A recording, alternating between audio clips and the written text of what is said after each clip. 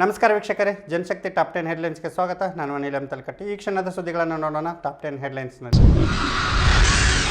ಧರ್ಮೇಂದ್ರ ಪ್ರಧಾನ್ ಅವರೇ, ಸಚಿವ ಸ್ಥಾನದಿಂದ ಕೆಳಗಿಳಿಯಿರಿ. ಕಾಕ್ರೋಚ್ಗಳ ಬೆಂಬಲಕ್ಕೆ ನಿಂತ ಖ್ಯಾತ ತಮಿಳು ನಟಿ ಜ್ಯೋತಿಕಾ.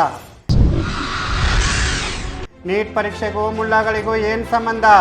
ವಿವಾದಿತ ಹೇಳಿಕೆ ನೀಡಿದ ಸಿಟಿ ರವಿ ವಿರುದ್ಧ ಚಿಕ್ಕಮಗಳೂರು ಪೊಲೀಸ್ ಠಾಣೆಯಲ್ಲಿ ಎಫ್ಐಆರ್.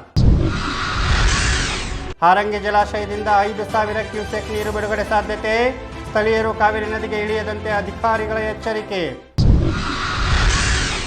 ಮಾಜಿ ಸಚಿವ ಉಪಸಭಾಪತಿ ಸಿ ವೀರಣ್ಣ ನಿಧನ.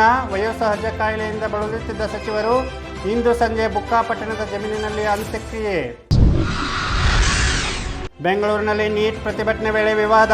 2020ರ ಗಲಭೆ ಪ್ರಕರಣದ ಆರೋಪಿ ಉಮರ್ ಖಾಲಿದ್ ಪರ ಪೋಸ್ಟರ್ ಪ್ರದರ್ಶನ ಮಾಡಿದ ಯುವತಿಗೆ ಈ ಥರ ವಿದ್ಯಾರ್ಥಿಗಳಿಂದ ಕ್ಲಾಸ್.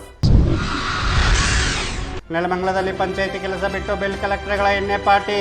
ಸ್ಥಳೀಯರು ವಿಡಿಯೋ ಮಾಡುತ್ತಿದ್ದಂತೆ ಎದ್ನೋ ಬಿದ್ನೋ ಅಂತ ಓಡಿದ ಅಧಿಕಾರಿಗಳು. ಬೆಂಗಳೂರು ಸ್ಯಾಟಲೈಟ್ ಬಳಿಯಲ್ಲಿ ಸರಣಿ ಅಪಘಾತ. ಬ್ರೇಕ್ ಫೇಲ್ ಆಗಿ 5-6 ವಾಹನಗಳಿಗೆ ಗುದ್ದಿದ ಮಿನಿ ಟ್ಯಾಂಕರ್. ಮೈಸೂರು ರಸ್ತೆಯಲ್ಲಿ ಫುಲ್ ಟ್ರಾಫಿಕ್ ಜಾಮ್. ಬೆಂಗಳೂರಿನಲ್ಲಿ ಪತಿಯ ಕಿರುಕುಳಕ್ಕೆ ಗೃಹಿಣಿ ಆತ್ಮಹತ್ಯೆ. ಪತಿ ವಿನಯ್ ಕುಮಾರ್ ಮೇಲೆ ಕಿರುಕುಳ ಆರೋಪ. ಇಂದಿರಾನಗರ ಪೊಲೀಸ್ ಠಾಣೆಯಲ್ಲಿ ದೂರು. ಯುವತಿ ಜೊತೆ ಅನುಚಿತ ವರ್ತನೆ ಮಾಡಿದ ಕಾಮುಕನಿಗೆ ಧರ್ಮದೇಟು. ಹೆಬ್ಬಾಳಕ್ಕೆ ಹೋಗುವ ಬಿಎಂಟಿಸಿ ಬಸ್ನಲ್ಲಿ ಘಟನೆ. ಪರಾರಿಯಾಗಲು ಯತ್ನಿಸಿದ ಕಾಮುಕನಿಗೆ ಬಿಎಂಟಿಸಿ ಚಾಲಕನಿಂದ ಥಳಿತ. ಕಾಮನ್ವೆಲ್ತ್ ಗೇಮ್ಸ್ನಲ್ಲಿ ಕಂಚಿನ ಪದಕದ ಖಾತೆ ತೆರೆದ ಭಾರತ. ಹೆವಿ ವೆಯ್ಟ್ ಪ್ಯಾರಾ ಪವರ್ ಲಿಫ್ಟಿಂಗ್ನಲ್ಲಿ ಕಂಚಿನ ಪದಕ. ಭಾರತಕ್ಕೆ ಮೊದಲ ಗೌರವ ತಂದುಕೊಟ್ಟ ಝೆಂಡು ಕುಮಾರ್.